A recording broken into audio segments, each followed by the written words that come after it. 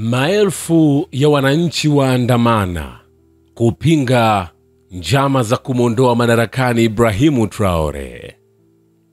Maelfu kadhaa ya watu waliandamana kuunga mkono serikali ya Burkina Faso Jumatano, siku chache baada ya mamlaka ya kijeshi kusema wamefichua njama ya kupindua serikali.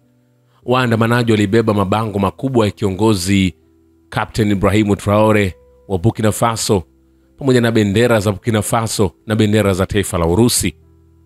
Wakiwa na mabango yaliyokuwa na kauli mbalimbali ikiwemo uungaji mkono kamili kwa Rais Ibrahimu Traore, na watu wa Burkina Faso walikusanyika katika uwanja wa kati kwenye mji mkuu wa Ouagadougou.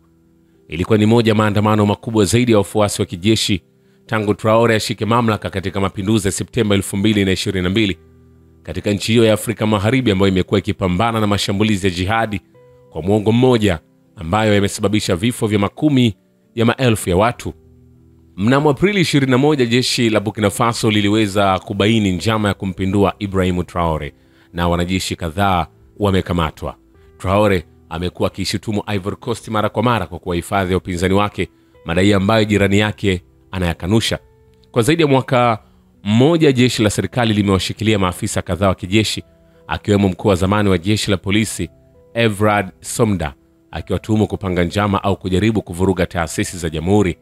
Waziri Mkuu Rimtalba Jean Emmanuel alihutubia mkutano huo ambao pia ulihudhuriwa na mawaziri na wabunge kadhaa, na kusema lazima tusimame zaidi kuliko hapo awali kwa sababu watu wanaposimama mabeberu tetemeka. Maandamano ya kulaani unafiki wa madola ya zamani ya kikoloni pia yalifanyika katika mji wa pili kwa ukubwa nchini Burkina Faso, Diolasso na Boromo.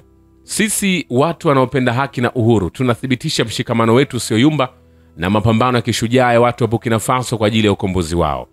Uhamasishaji huu ni uthibitisho kwamba watu wamejitolea kwa viongozi wao, Ghislaine, katibu mkuu wa CNAVC, alisema. Wananchi wamesimama, wamehamasishwa na wameungana nyuma ya nahodha Ibrahimu Traore. Hatuwezi kamwe kumdhuru rais wetu au kuyumbisha nchi yetu. Sisi ni ngao, baadhi walisema. Hiki ni kile ambacho kimeendelea kujiri huko. Shukran kwa Babu Kivita na Historia ya Dunia. Mimi ni Richard Isho, The Rich Voice. Ni follow Instagram na TikTok kama Rich Voice Official. Asante.